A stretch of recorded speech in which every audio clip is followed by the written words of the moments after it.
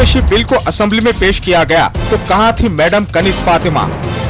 गौकशी bill की पेशकशी के दौरान असेंबली से क्यों थी गैर हाजिर?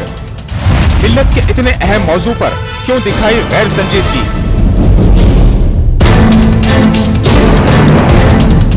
मैडम कनिज़ फातिमा अपने फराइज के ताल्लुक से कितनी गैर संजीदा हैं, इसका सबको बखूबी इल्म है। मैडम कनिज़ फातिमा 5 वर्षों तक असेंबली में बैठी रही, मगर कभी जबान खोलना गवारा नहीं किया। मिल्लत को दरपेश मसाइल को पेश करने की हिम्मत नहीं जुटा पाई।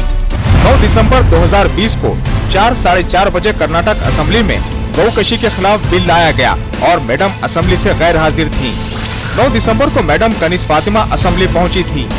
ये मालूम था कि बीजेपी हुकूमत गौकशी के खिलाफ बिल लाने वाली है। इसके बावजूद मैडम ने हाउस में रहना मुनासिब नहीं समझा और चली गयी।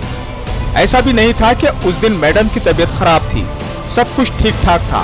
फिर भी ना जाने क्या वजह हुई कि मैडम असेंबली से जल्द रवाना हो गई।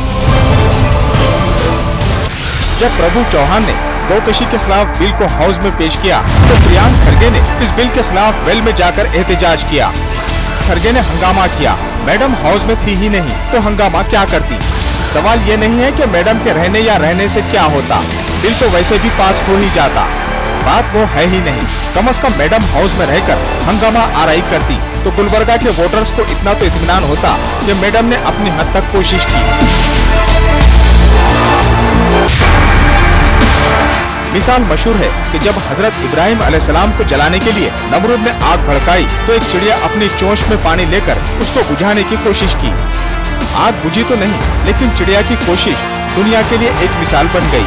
इसी तरह से मैडम हाउस में रहती और कोशिश करती तो ये बात न सिर्फ कुरैशी बरादरी के लिए बल्कि पूरे हैदराबाद कर्नाटक के लिए बासे फख्र होती।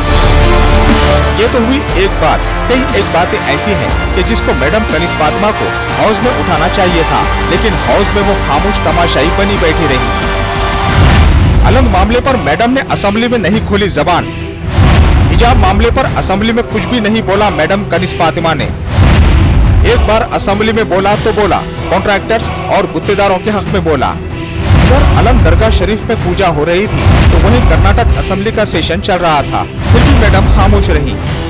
बहैसियत एमएलए नहीं बल्कि एमएलए जुमरे से कर्नाटक वक्फ बोर्ड के रुकन होने के नाते आपको असेंबली में अलंग मामले पर आवाज उठानी चाहिए थी।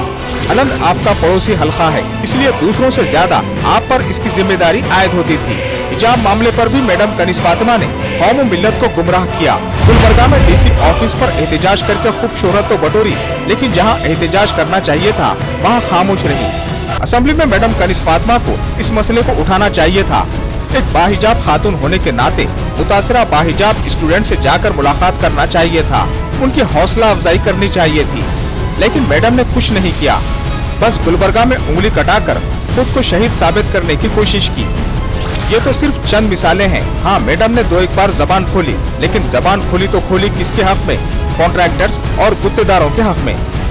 ಮಾನ್ಯ ನಗರಾಭಿವೃದ್ಧಿ ಬಸವರಾಜ್ ಅವರು ಸನ್ಮಾನ್ಯ ಅಧ್ಯಕ್ಷರೇ ಉತ್ತರವನ್ನು ಉತ್ತರ ಕೊಟ್ಟಿದ್ದಾರಲ್ಲಮ್ಮ, ಏನಾರು ಸ್ಪಷ್ಟತೆ ಬೇಕಾ?